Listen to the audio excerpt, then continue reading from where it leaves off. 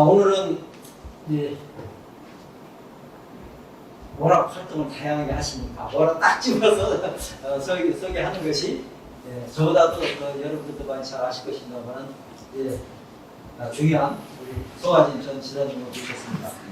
사람은 인사유명 호사유피라고 하는데 사람들 개개인은 여기 계신 분들이 문의들 많이 계시니까 여러분들 많이 문학작품 통해서 본인의 이름을 남기실 거라고 생각해요.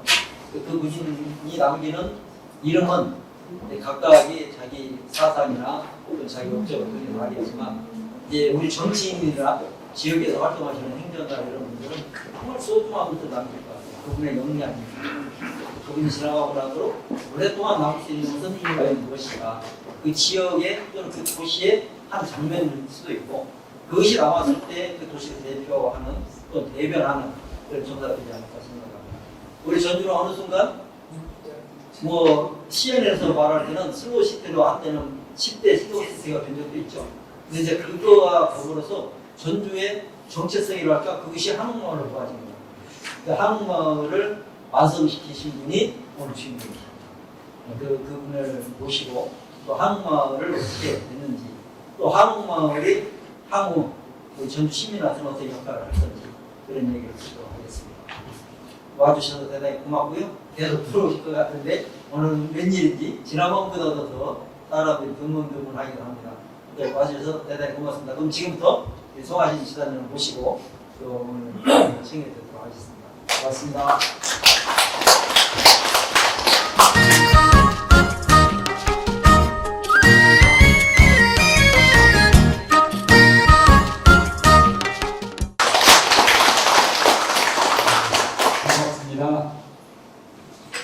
어쨌든 이렇게 초청해 주셔서 감사의 말씀 드리고 성의를 다해서 1시간 동안 뭔가를 한번 전달할 수 있도록 하겠습니다.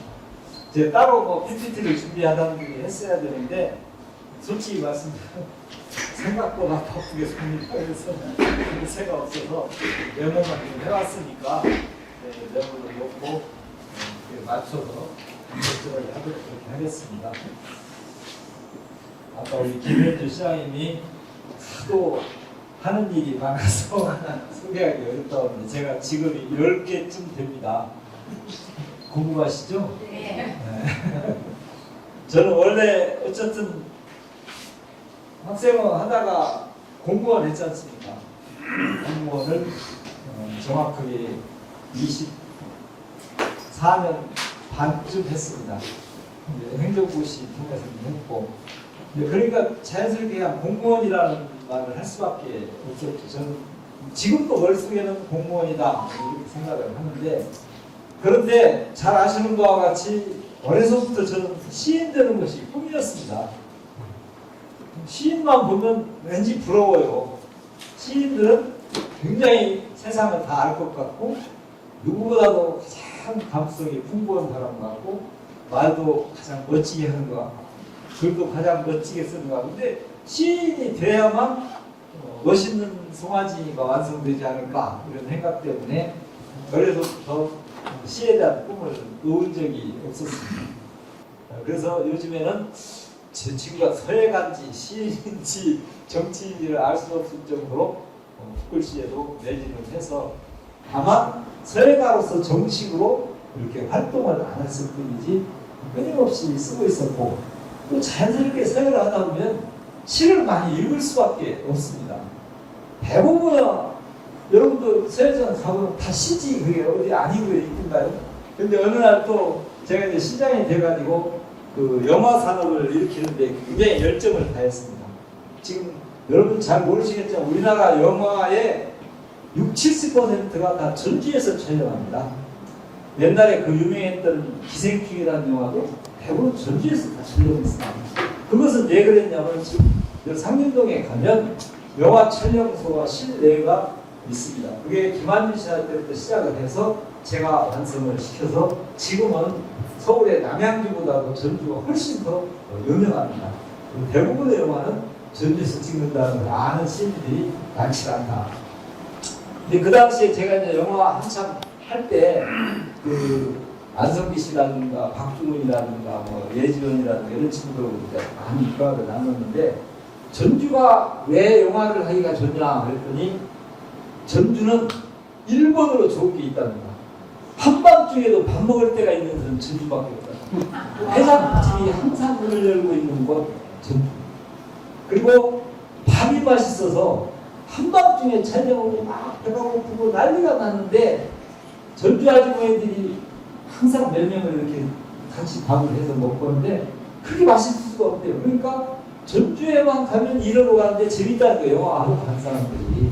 야, 전주 이번에 전주 촬영이다. 그러면 야, 밥도 맛있고 새벽에 해장도 기가 막히게 맛있고 또 이런 숙소 같은 데도 가면 그래도 친절하다는 거야.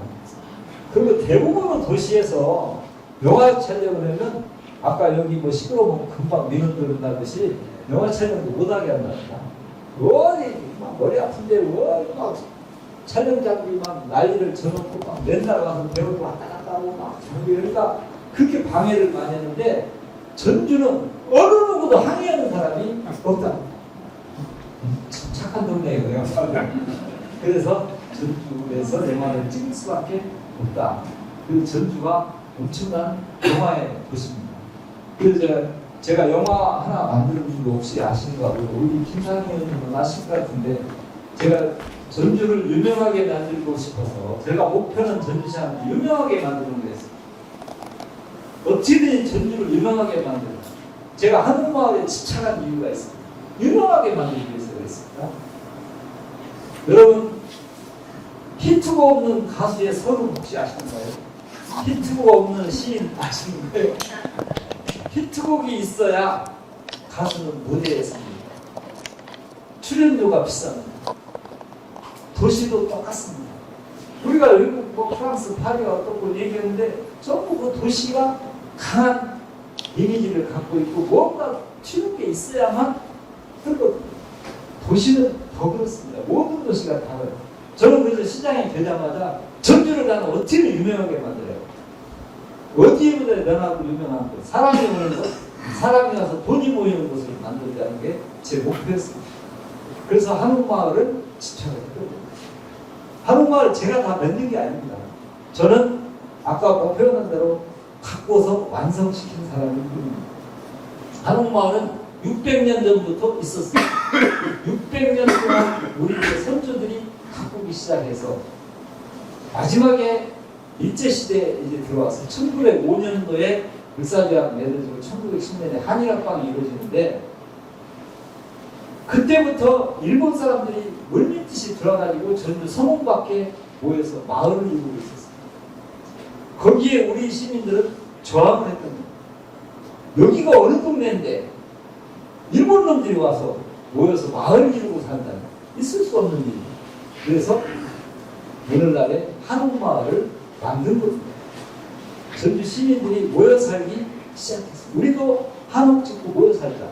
그래서 한옥마을이라는 것이 만들어졌는데 그렇게 긴 역사는 아닙니다. 그 전부터 있긴 있었습니다. 한옥마을이.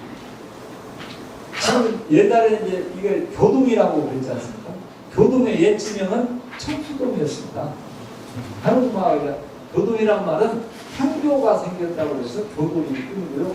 훨씬 전에는 청수동이었고 지금 전주천 이렇게 흐르는 전주천이 한덕담 쪽에서 더 안쪽으로 흘렀는데 이 노선이 바뀌거든요. 그래서 한덕담까지 온 전주천이 임시 설치제로서도 흘러와서 희한하게도 직강으로 전주천이 흘러간다는 거 혹시 아시는 분이 될지 모르겠습니다. 사실 강은 그렇게 가서는 안 되거든요. 그게 노선이 바뀐 거라고 보여집니다. 그래서 그 오목대 앞쪽으로 흘렀다고 그래요. 원래 전주천은.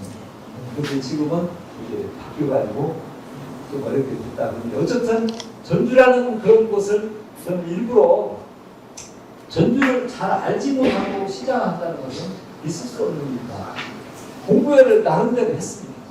굉장히 했습니다. 전주천 따라 걷기라는 행사도 저는 하면서 발생기인 설치제부터 3년까지 제가 쉬지 않고 걸었습니다. 걸으면서 그냥 걸은 게 아니고 끝없이 공부를 했습니다. 여러분들 잘 아시는 전주천은요 희한하게도 거꾸로 흐릅니다. 남에서 북으로 흐르는 강입니다.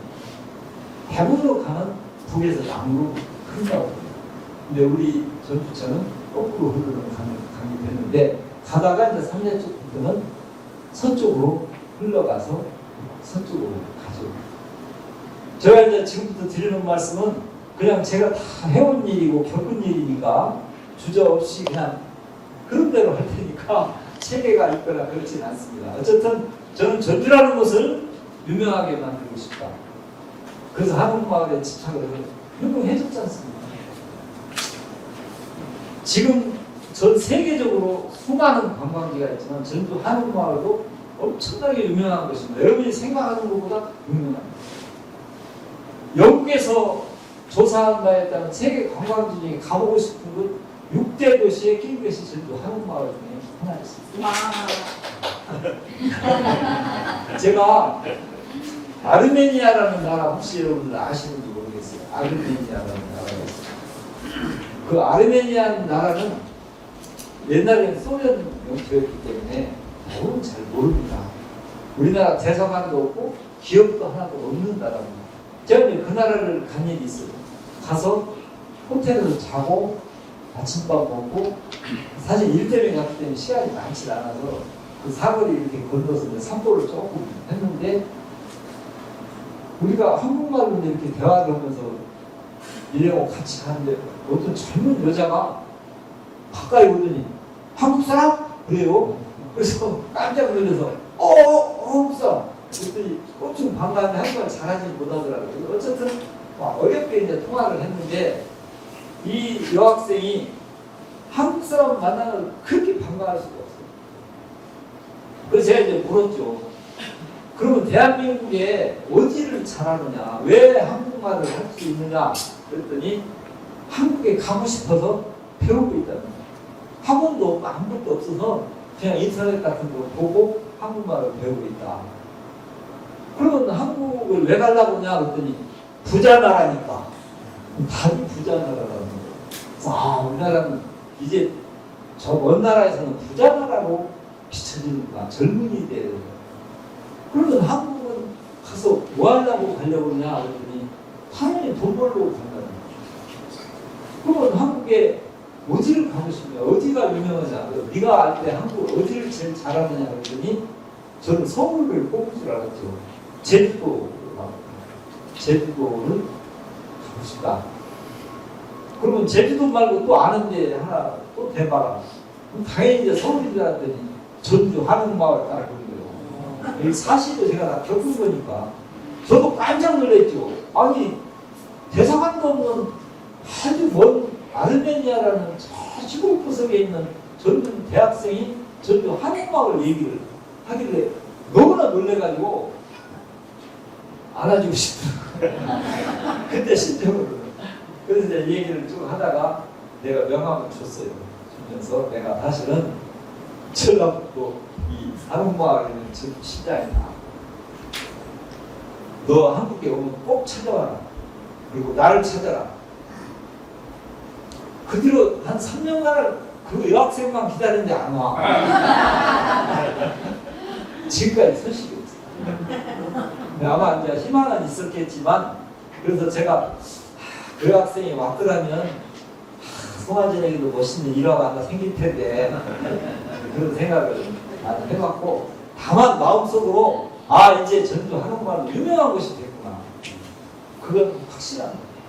제가 바로 지금 여러분들 한옥마을 요즘은 가보셨는지 모르지만 한옥마을에 오는 관광객이 8알이 외국인입니다. 제가 처음 시장 됐을 때 전주에 찾아오는 관광객 포함해서 외국인이 30만 명이었습니다. 지금은 보통 그냥 1,500만 명 온다고 그렇게 얘기합니다. 자, 그러면 제가 이제 한옥마을을 유명하게 하기 위해서 어떻게 했을까? 일본인들은 대개 그냥 이렇게 적당히 이렇게 이름이 났을 거라고 생각하는데 그렇지 않습니다. 작전의 산물입니다. 한옥마을은 그냥 유명해지지 않았습니다. 전주에 한옥마을이 약 760가구의 한옥이 있습니다. 거기에는 향교라는 길게 잡으면 600년, 보통 한 400년 된 유물 유적인 전동성당이라는 곳, 또 경기전이라는 것, 이런 몇 군데는 굉장히 역사가 깊습니다. 또 사연도 굉장히 깊습니다. 저는 그래서 이 뿌리 깊은 원래 이런 있던 유적들은 당연히 멋있게 가꾸는 거고, 나머지 700가구가 넘는 이 한옥을 어떻게 연결해서 우리 전통적인 것으로 소멸나갈 것인가. 그 당시에 제 전임 시장님께서 조례에 의해서 보조금을 줘가면서 뭐 담장을 쌓으면 뭐 지원해주고 집을 고치면 그렇게 하고 있더라고요. 근데 저는 그 방식이 잘못됐다고 생각을 하고 있었어요. 그리고 우리나라 건축가로 유명한 승효상 씨라고 여러분 검색해보면 승효상 씨라는 분이 얼마나 유명한지 알 거예요. 그 승효상 씨라는 분이 북경올림픽 경기장도 설계도 했던 분이고 우리나라의 유명한 건축물은 거의 다 승효상 씨가 했습니다. 그 전에 이수근 씨라는 유명한 건축가가 있는 그분의 제작이기도 하고요. 그래서 제가 승효상 씨를 만났습니다. 건축의 보사니까 제가 한옥마을을 멋있게 만든 것인가? 당신 같으면 어떻게 꾸미겠느냐? 그랬더니 제가 지금 한옥마을 쭉 과정을 설명했더니 보조금 주는 방식은 안 됩니다. 그것이 바로 사람들을 돈만 빠치게 만들면서 엉뚱한 곳으로 방향을 이끌게 되거든요. 절대 보조금을 주지 마시고 빨리 그 제도는 폐지하십시오. 그리고 딱 공적인 도로라든지 공적인 건물이라든지 공적인 것만 관해서는 손을 대지, 민간인들은 절대 손을 대지 마라. 그래서 당신이 지금 하고자 하는, 지금 이제 태조로 이제 은행로 그렇지 않습니까? 그 은행로를 제가 이제 특별히 관심을 갖고 보고 있었어요. 태조로는 그 이전에 어느 정도 이제 소통이 되기 시작을 하고 있었어요. 제가 가기 전에 한옥마을에는 뭔 것이 있었냐? 여러분, 공예품 전시관이라는 곳이 공대 밑에 있습니다. 그리고 술박물관이라는 게 있습니다. 그리고 향교 근처에 가면 전통문화관이라는 곳이, 그때는 처음에는 전통문화센터라고, 그 세 가지가 제가 가기 전에 있었던 건물들이었습니다. 그런데 희한하게도 그렇게 많이 오지는 않아요, 사람들이. 그래서 제가 승효상 씨를 찾아가서 뭘 해야 사람이 오겠느냐 그랬더니, 제가 이제 은행로 그 길을, 그때 지금 가면 그 우리 흐르죠, 실개천. 그 실개천을 만들게 됩니다. 한옥마을은 한옥댐이 뛴 게 아니고 실개천댐이 떴다는 사실을 아는 분이 거의 없습니다. 우리나라 모든 관광지, 제가 그 당시 한 10대 관광지를 살펴봤는데 물이 없이 유명한 관광지는 없었습니다. 물을 끼지 않고는 어느 것도 유명해지지 않는구나. 예를 들면 바다, 호수, 저수지, 그리고 낀 데만 다 관광지였습니다. 우리 한옥마을을 유명하게 하는데 물이 없는 거예요, 물이. 그래서 나온 게 그 실개천을 만들자는 아이디어가 나온 겁니다. 물이 흘러가면서부터 그 실개천을 딱 만들고 난 그 달에 100만 명이 왔습니다. 한 달에, 한 달. 여러분, 내가 참고로 말씀드리는데, 물은 돈이랍니다. 우리 저 풍수지에서 잘 아실 거예요. 집안에도 물이 있으면 돈이 들어온단 말이에요. 흐르는 물이 더 좋습니다. 보이는 물은 별로래요. 이제 흐르는 물 하든 요강이라도 흐르게 내주세요. 그래서 그 실개천 물을 흐르게 해야겠는데 평지잖아요.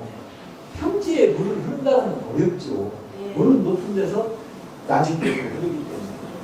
그래서 머리를 엄청 썼는데요. 처음에 이제 물을, 서울에 가면 청계천이 있잖아요.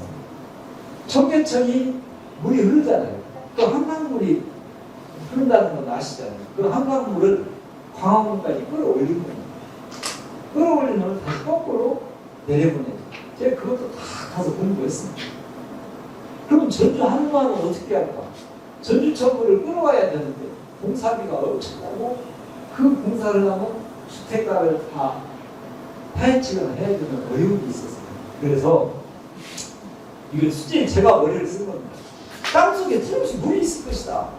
찾자. 그래서 수맥 전문가, 풍수지 하시는 분들을 제가 모셨습니다. 물 좀 찾아주십시오.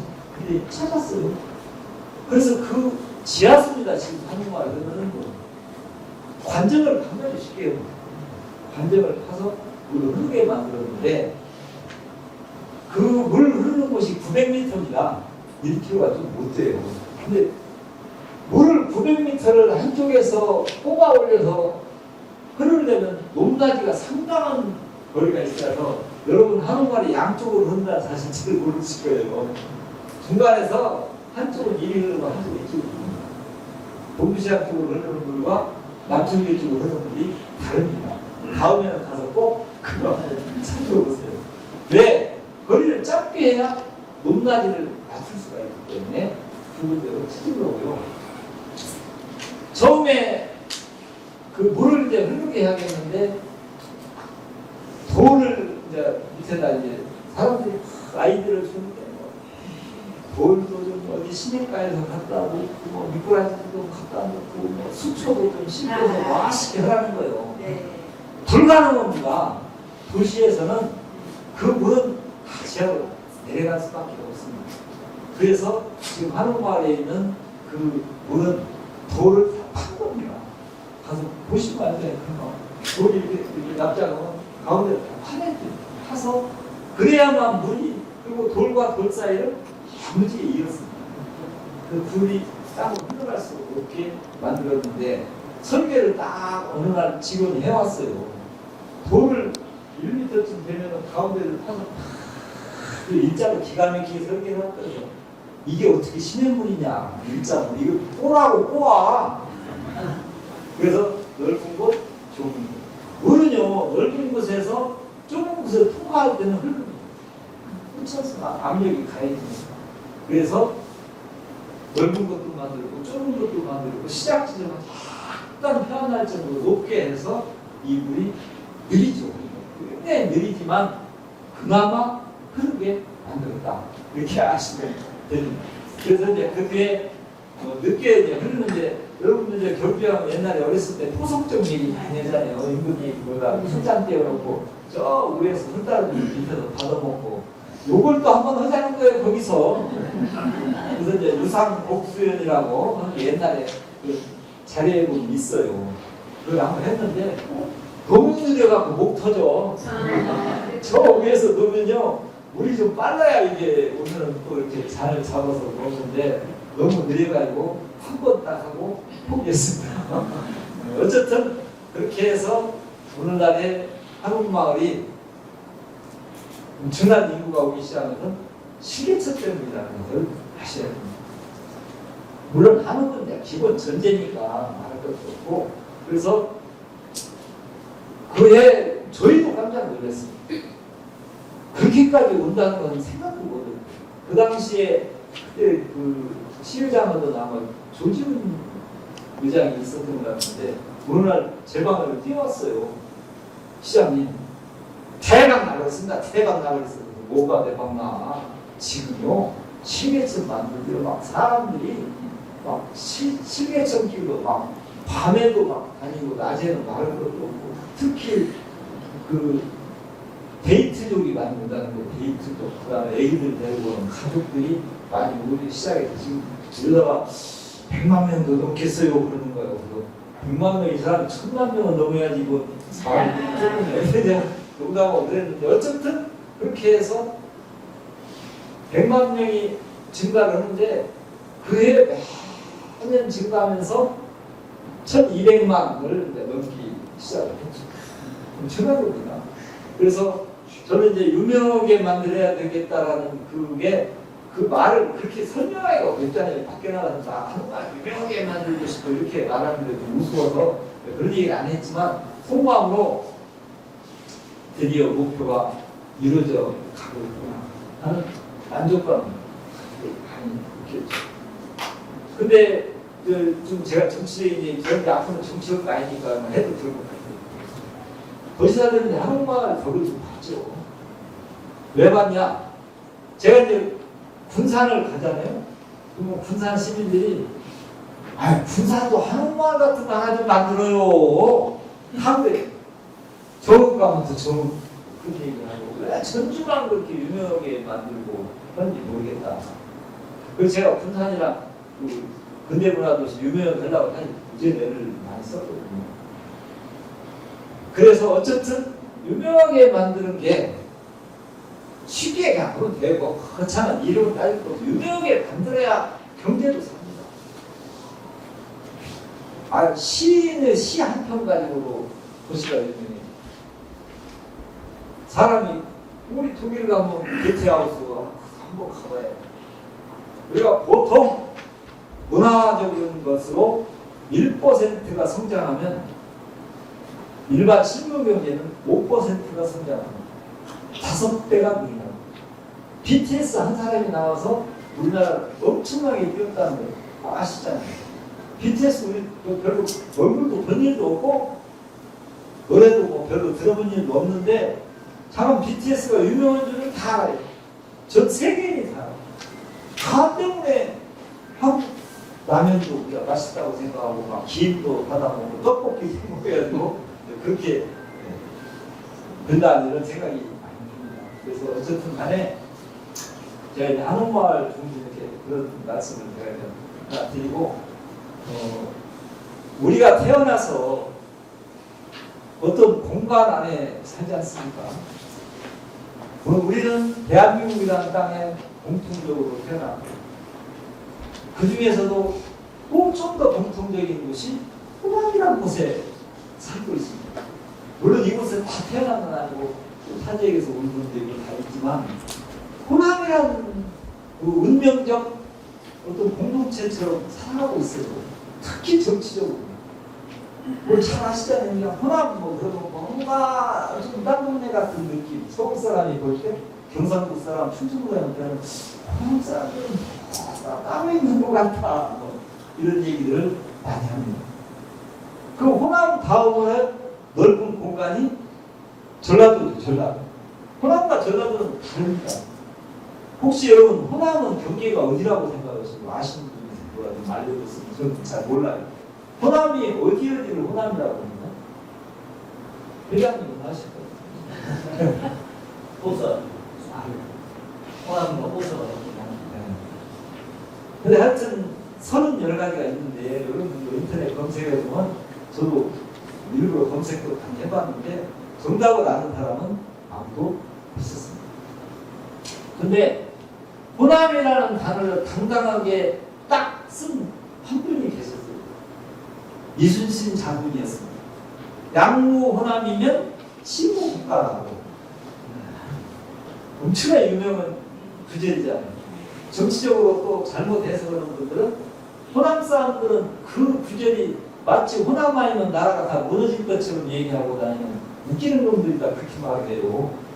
그런데 어쨌든 간에 이순신 장군이 양무 호남이면 시무국가 만약에 호남이 없었다면 이 나라도 없다 이런 뜻인데 그 앞에 전제조건을 대부분 사람은 모릅니다. 앞에 한 줄이 더 있습니다. 국가 분적 계고 호남이다.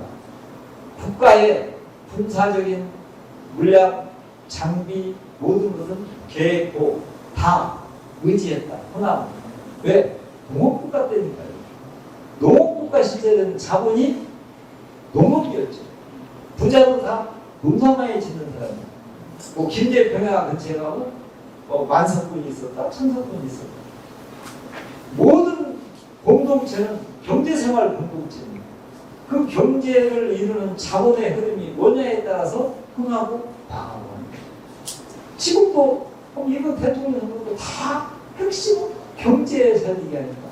민생, 백성의 삶, 국민의 삶이 무엇인가를 얘기하죠.